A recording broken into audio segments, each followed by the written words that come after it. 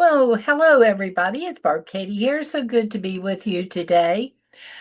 Starting today, we are now into the second half of the alphabet as we build our personal positive vocabulary list. So, the letter N is at the top of today's PPV list for me. This is a particularly nice day to examine and adjust our sails, plot a new course, weigh anchor, and safely navigate a noteworthy journey on course to live a happy, healthy life right now. Not someday when, but right now. I certainly will need a lot of help along the way, and it is such a comfort to know that all of you are going along with me, willing to offer help and support as my journey continues.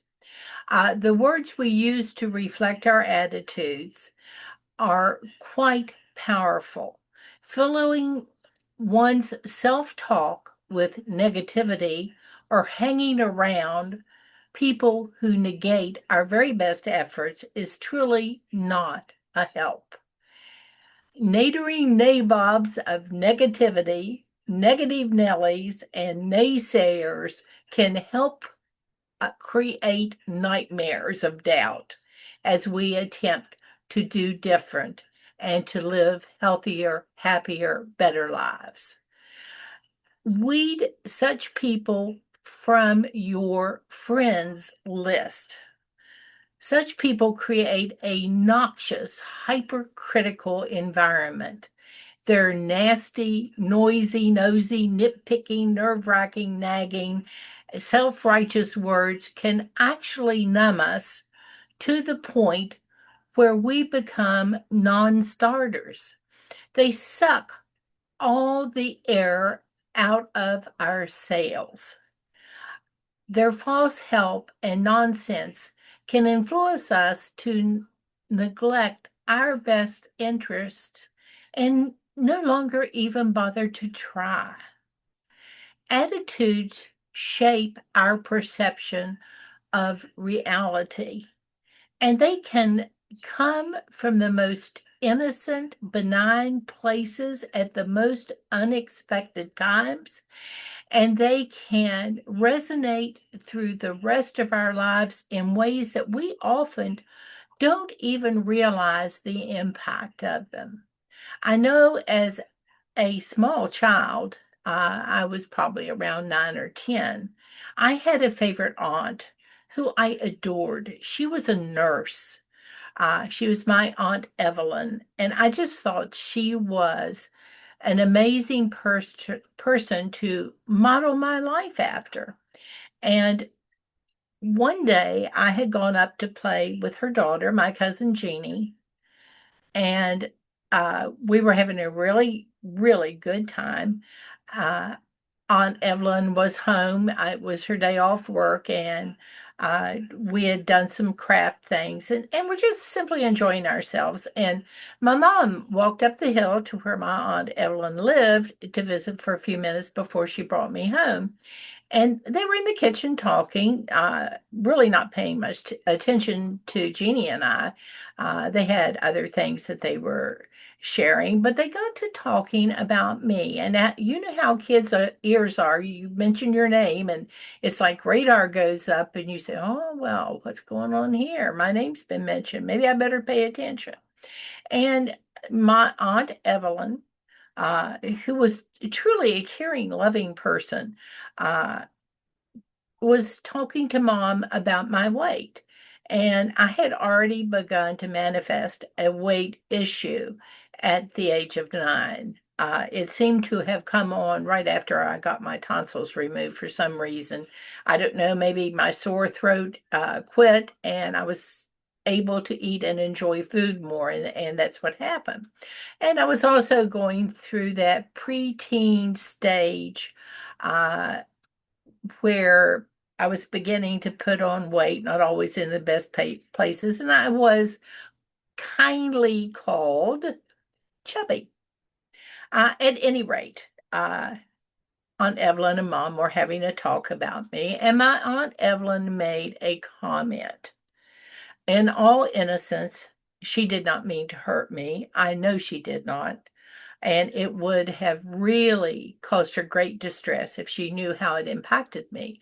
But what she said was, it's a good thing Barbara Ann is smart because she's never going to be pretty. Ouch. That hurt. I didn't say anything to my mom about it when we went home shortly thereafter, but it sure was ringing in my head over and over and over again. And finally, thank goodness, after I got home, my dad came in and I was really, really close to my dad. I thought he hung the moon. And I went and climbed up on his lap and I told him this story. And my dad hugged me really tight. And he said, Barbara Ann, you're pretty inside and out. Don't worry about that comment your Aunt Evelyn made. It's not true. You live your life, live it proudly, live it happily, and don't listen to that kind of negative talk. And I'm really glad he did because if my dad said it, it had to be true. And life went on. But negative language gets repeated in our minds in a 10,000 to 1 ratio. And for every time somebody has made a positive remark about how I might have looked that day, it triggered 10,000 repeats of my Aunt Evelyn's comment for years. I had to learn how to silence it. Options, possibilities, and any opinions may be smothered in an avalanche of negative noise. So choose to whom you listen and with whom you discuss comments with extreme care. Ask yourself if the person with whom you are talking is more interested in promoting their way or is focused on trying to help you find your own path. You may need to let go of the quote support that some wish to offer because it simply is not supportive to you. Now is the time to review my plan and my path. I'm halfway through the year. It's a good time to refresh, to reflect, and to reevaluate. Sometimes now might even be at the end of each day. What parts of the journey are heading me where I want to go? What parts aren't? Getting to the nitty-gritty, does the journey nourish my needs? I want to wake up knowing that my course is a natural one, providing what is necessary for my health and happiness. It meets my needs. It creates a comfortable niche in which to grow. It helps me select friends, family, and neighbors who support and encourage navigating the way to never-ending growth, which I seek.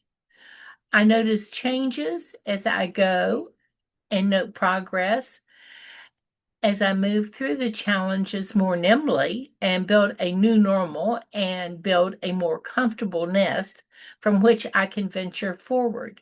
I nurse any wounds and take time to heal when necessary. I won't spoil what I already have by desiring what I have not. What I know I now have was once among the things I only hoped for. I've done it before and I can do it now. I will find positive possibilities, redirect frustration and turn it into a stronger determination. Naively, I thought that this journey was a piece of cake. I'd eat what I was supposed to eat, I'd move as much as I was supposed to move, and life would be good forever after. It's a straight line to my goal, I innocently thought at the very beginning of this journey. Big surprise.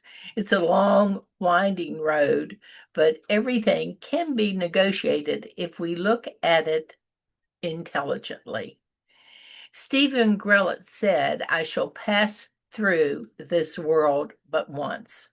Any good, therefore, that I can do, or any kindness I can show to any human being, let me do it now.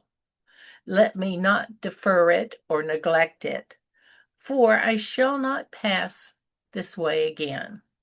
Let's be supportive of each other every day and focus on the positive rather than the negative. We are so much more than just a number. I need to live in the now, do it in the now, and be present in the now. We all know yesterday is gone. I can learn from it, let go of the baggage attached to it, and treasure the priceless memories. I'm not guaranteed tomorrow, so I choose now for my personal positive vocabulary list for the letter N. Keep empowering yourself each day. Please take a moment to record the word or words the letter N represents on your personal positive vocabulary list. And please share with all of us in the comments below what your positive vocabulary choice is for the letter N. Now go out and have one terrific day. Talk to you later.